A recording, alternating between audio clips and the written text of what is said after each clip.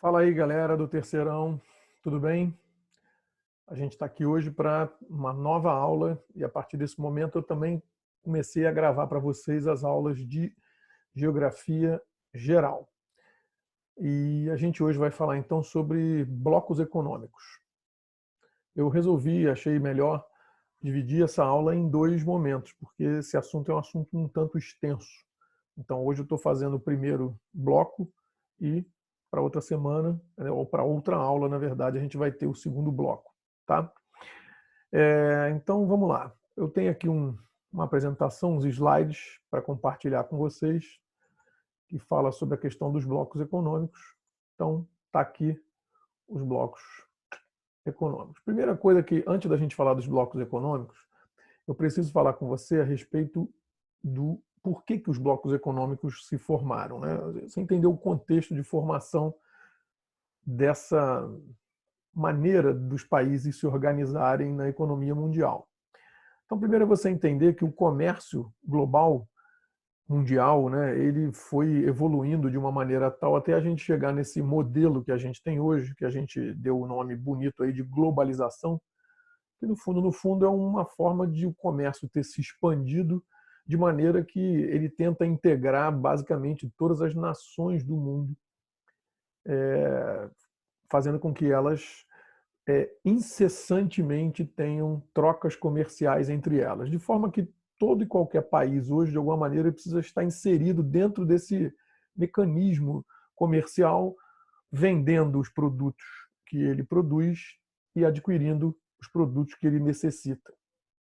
Então, o comércio mundial é uma coisa extremamente dinâmica e, obviamente, ele, né, como toda relação comercial, ele tem lá os mais poderosos e os menos poderosos, ele tem uma questão de hierarquia de poder e, obviamente, que nessas relações os países mais desenvolvidos sempre levavam vantagem, né, em relação aos países mais pobres.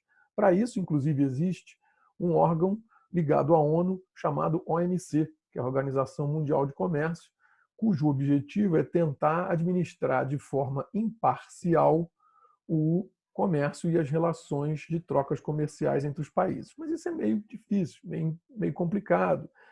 Existe um jogo de interesse, um jogo de poder envolvido aí. Não é tão simples assim quanto parece.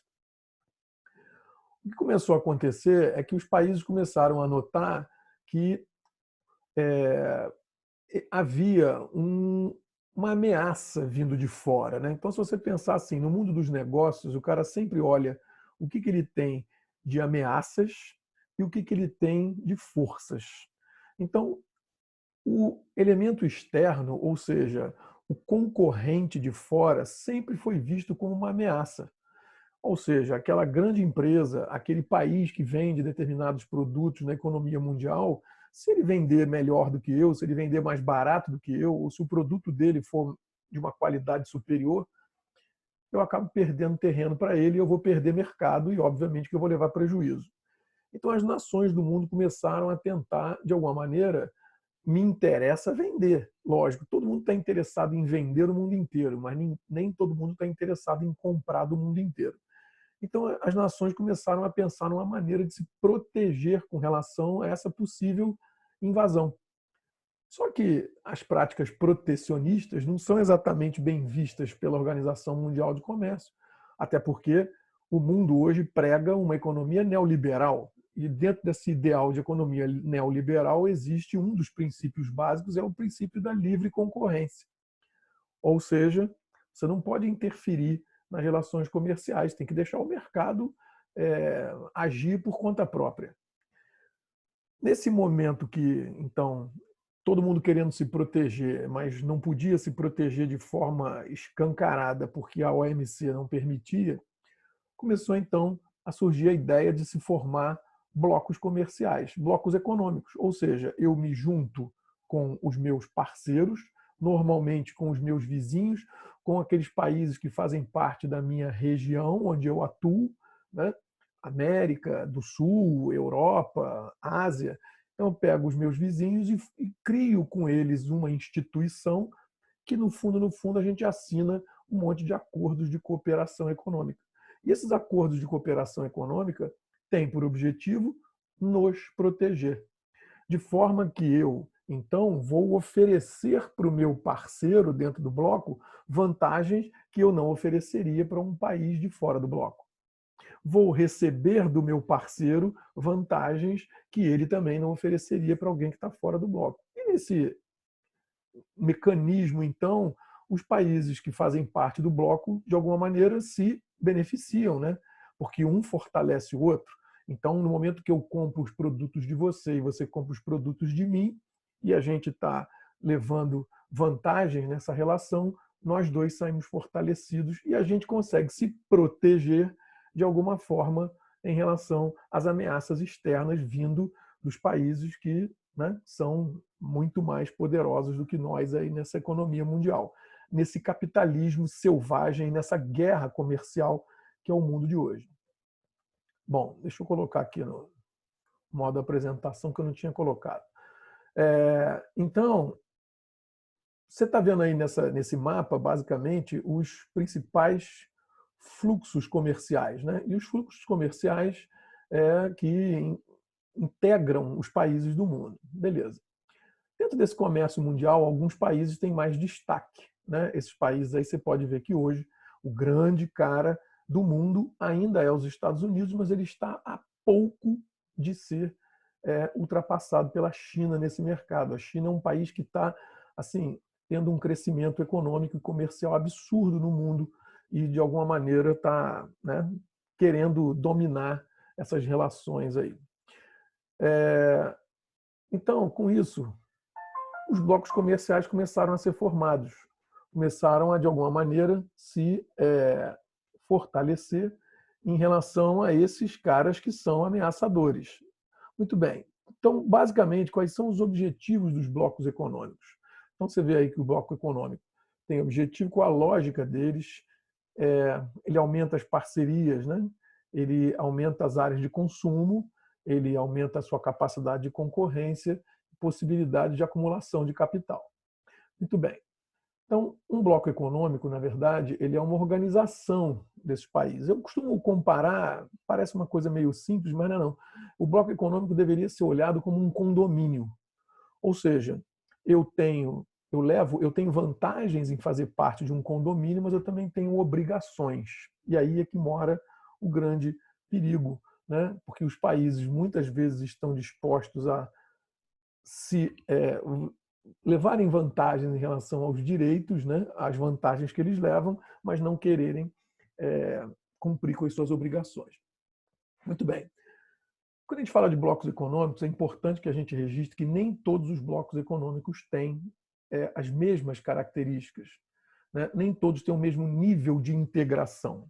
Então, por exemplo, você tem um tipo de bloco econômico chamado de zona de livre comércio. Ele basicamente é um acordo comercial, onde os membros trocam mercadorias entre si. Nesse caso, não há previsão, por exemplo, de duas coisas muito importantes. Não há previsão de uma tarifa externa comum e não há previsão de circulação de pessoas. O que circula entre os membros são mercadorias, empresas e capital. Ponto. É o caso do NAFTA, formado por México, Estados Unidos e Canadá. Outra categoria são os blocos chamados de união aduaneira, que são blocos que também são acordos comerciais, só que eles têm uma vantagem, quer dizer, eles têm uma evolução em relação ao anterior, porque neles existe uma tarifa externa comum. De forma que, se um membro desse bloco quiser negociar com um país que seja não membro do bloco, ele precisa negociar com uma tarifa combinada entre os seus parceiros. Ele não pode sair fazendo acordos comerciais ao bel prazer da maneira que ele quiser. Ele precisa consultar os seus parceiros de qual seria a melhor forma. Quando você fala de evolução a gente, né, pensa em maior integração, ou seja, ultrapassar a barreira da mera relação comercial. E você então passa a ter mercado comum, ou você passa a ter uma união econômica e monetária, e esse é o exemplo do principal bloco econômico que existe hoje, chamado União Europeia. E a União Europeia veio evoluindo desde o período pós-guerra, que ela começou embrionariamente a juntar 3 países, depois juntou mais uns, depois mais outros, mais outros. Hoje a União Europeia é um bloco econômico que praticamente junta 30 países dentro do continente europeu. Ela tem uma série de políticas de integração, como você pode aí, ela não é apenas um acordo comercial, existe circulação de pessoas, existe parlamento comum, existe banco comum, existe moeda comum. Só que tem um porém. No momento que a União Europeia é tão integrada, ela também, ao mesmo tempo, ela é muito preocupante no sentido de que ela interfere demais na política externa e na política interna dos seus membros. Então você vê aí, ó, que a grande questão e a grande reclamação dos países da Europa é a soberania. É aquela história, eu dentro do meu condomínio posso fazer o que eu bem entender ou eu preciso obedecer às regras do condomínio? Então, quando o condomínio começa a interferir demais dentro da minha casa, isso me incomoda. E isso começou a acontecer na União Europeia. O condomínio União Europeia começou a interferir demais dentro da casa dos países. E alguns países, insatisfeitos com isso, começaram a reclamar. E o principal foi o Reino Unido, que começou a entender que talvez fosse melhor se desligar do bloco. A gota d'água para o desentendimento do Reino Unido com o bloco econômico da União Europeia foi a questão dos imigrantes vindo do Oriente Médio, sobretudo da Síria. Alguns países do bloco econômico acreditam e acham que esses imigrantes, que na verdade podem ser também chamados de refugiados, deveriam ser aceitos e deveriam ser tratados e deveriam ser absorvidos, e outros acham que não. E o Reino Unido achava que não. E o bloco achava que sim.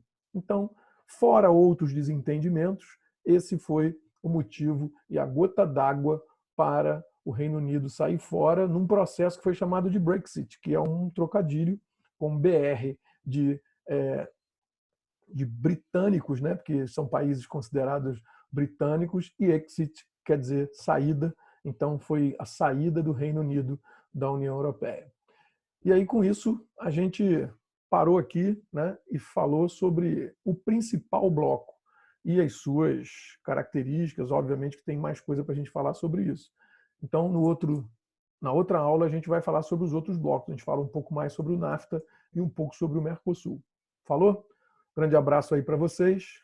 Vou interromper aqui e parar a nossa aula. Tchau, tchau, um abraço.